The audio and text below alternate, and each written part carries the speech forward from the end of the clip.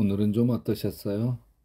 고단했던 하루. 자, 지금 잠자리 들기 전에 먼저 조용히 하나님과 교제하는 정시 기도를 드리십시오.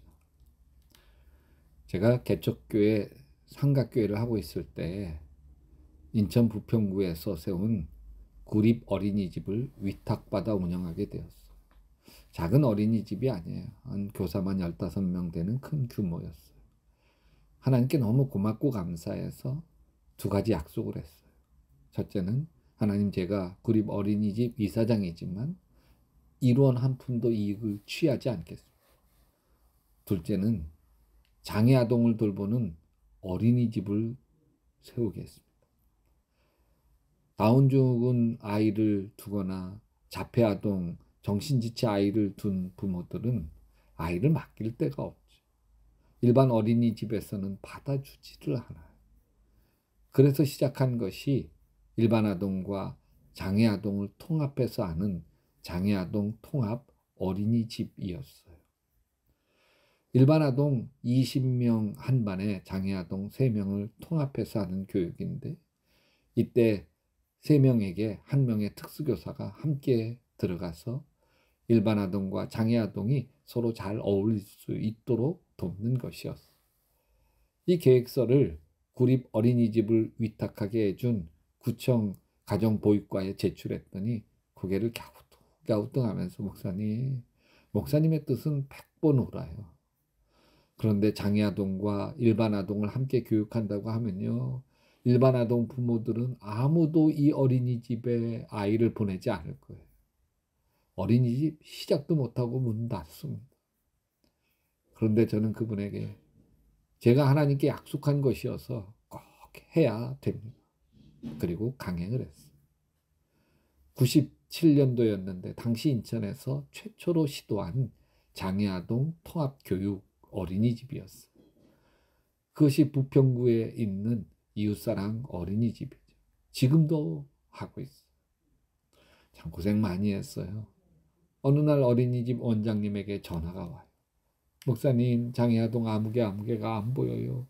문 잠깐 열린 틈으로 나갔어요. 그러면 제가 차를 끌고 나가면서 동네를 샅샅이 뒤집니다. 이 아이들은 정신지체가 있어서 자기 집을 찾아가질 못해.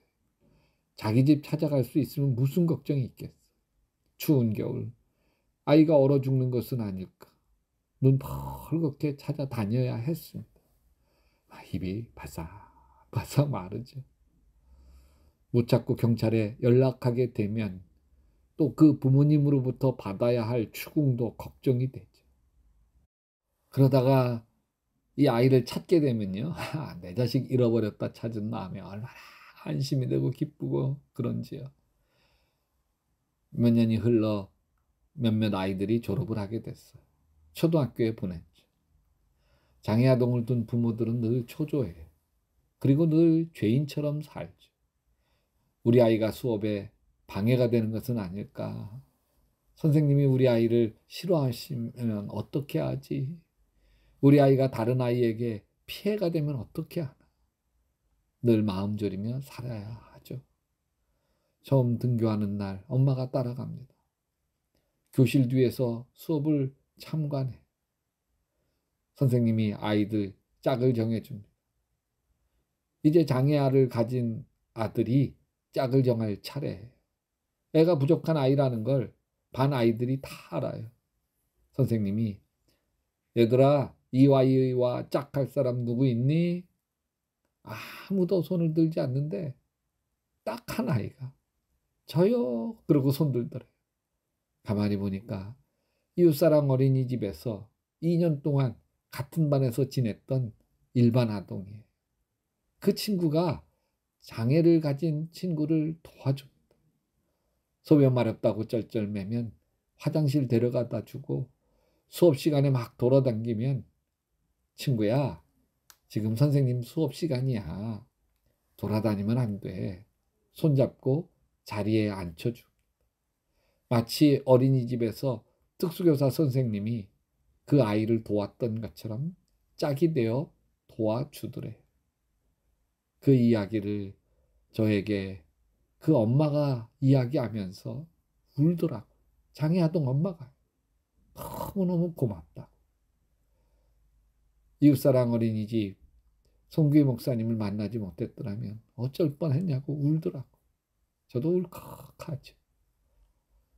그런데 제가 더 감격하게 된 것은 장애 아동 때문이 아니에요. 그 아이 짝이 되겠다고 나섰던 아이 때문이에요. 이 아이는 이제 8살인데 자기보다 부족하고 모자란 친구를 도와주고 있잖아. 불쌍히 여기는 마음을 갖고 있잖아. 이런 아이를 하나님이 얼마나 놀라우게 축복해 주실까 생각하니까요.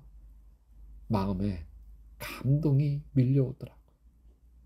불쌍히 여기는 마음은 하나님이 주시는 마음, 하나님이 기뻐하시는 마음이죠. 그 사람을 하나님이 놀라우게 축복하세요.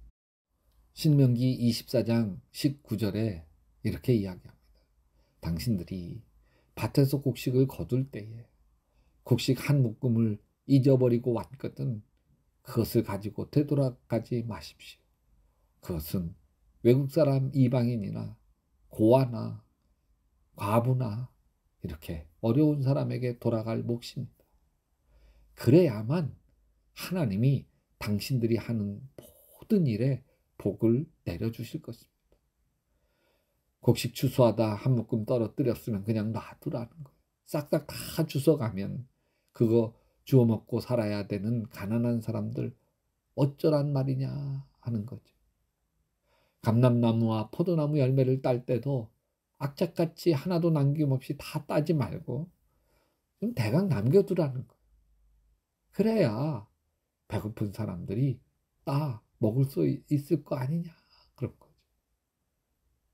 주님, 우리에게 불쌍히 여기는 마음, 가난하고 어려운 사람들을 배려하고 돕고 섬기는 따뜻한 마음 주셔서 우리가 하나님 마음을 흘려보내는 하나님의 축복의 통로, 은혜의 통로가 되게 하시옵소서. 예수님의 이름으로 기도합니다. 여러분도 계속 기도하시다 예수님 품에서 예수님 꿈 꾸시기 바랍니다.